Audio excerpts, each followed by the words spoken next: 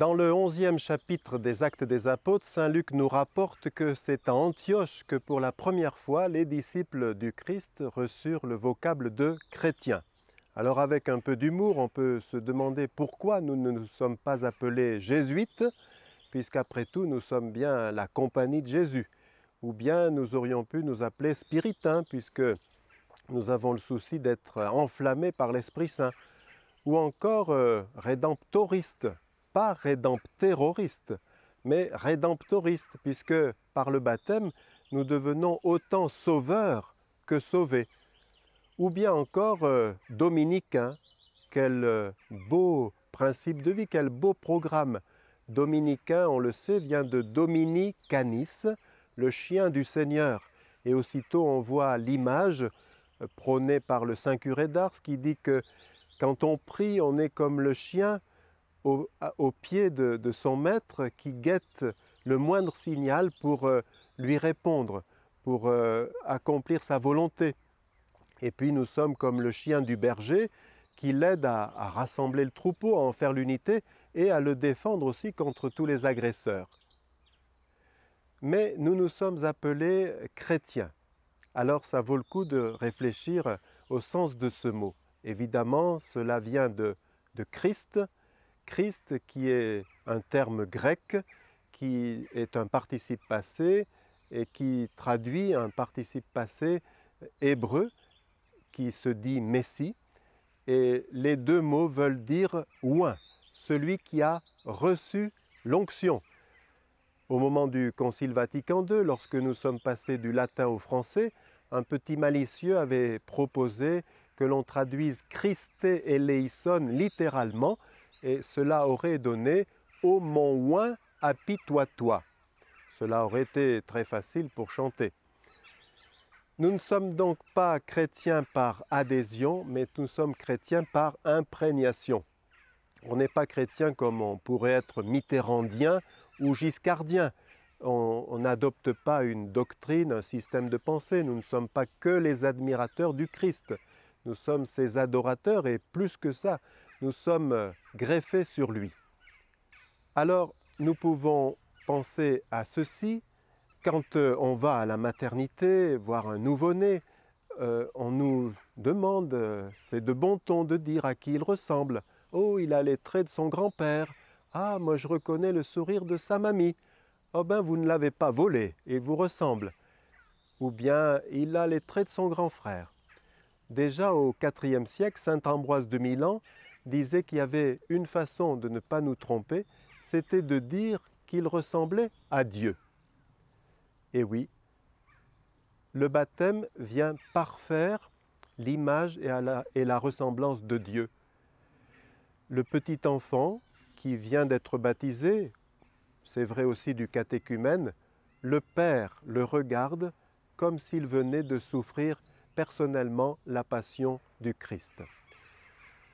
Pour bien dire cela au moment du baptême, après l'effusion d'eau ou l'immersion dans la piscine baptismale, le prêtre ou l'évêque ajoute une onction de Saint-Crème, qui est de l'huile d'olive bénie et parfumée, en disant cette prière.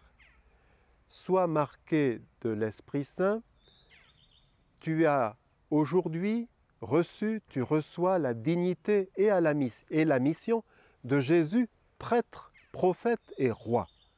Les parents qui sont un peu attentifs au moment du baptême de leurs enfants sont très touchés que leurs enfants reçoivent ces titres. Prêtre, et oui, comme Jésus. Jésus n'a jamais officié au temple de Jérusalem pour offrir les sacrifices permettant aux Hébreux de rendre grâce à Dieu, de demander pardon, simplement d'adorer ou de supplier.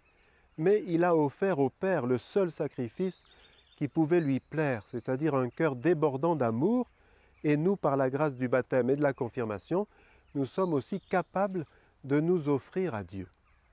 Prophète.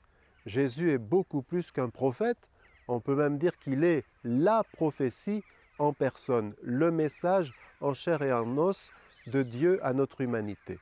Et le chrétien peut aussi, comme Jésus, être porte-parole du Père, non seulement par sa parole, mais par tout son être.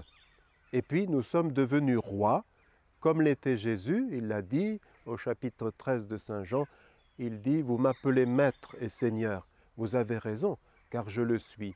Mais moi qui suis Maître et Seigneur, j'ai pris le linge et la cuvette et je vous ai lavé les pieds, c'est pour vous donner un exemple que j'ai fait cela, pour que vous fassiez de même.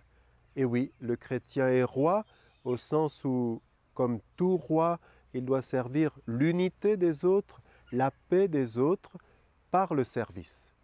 Vous avez lu au moins une fois Astérix. Vous reconnaîtriez son copain, Obélix. Il est un peu fort, un peu enveloppé, mais aussi il a en lui une force surhumaine parce qu'il est tombé dans la marmite de potions magiques étant petit. C'est un peu trivial comme comparaison, mais on peut dire qu'il nous est arrivé la même chose si nous sommes baptisés. Nous sommes aussi tombés dans la cuvette baptismale.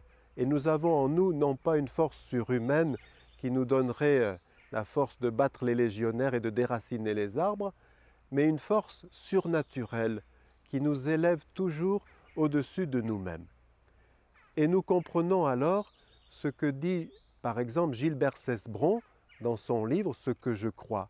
Le Christ est à jamais notre otage.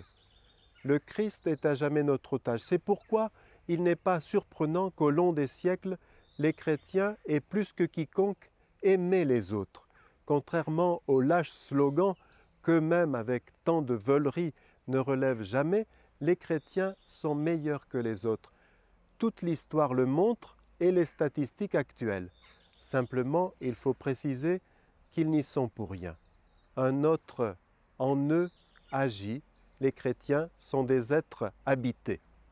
Alors, habités, marqués, oints, imprégnés, nous pouvons prier pour que les chrétiens rejettent toujours ce qui est indigne de ce nom et fassent ce qui lui fait honneur.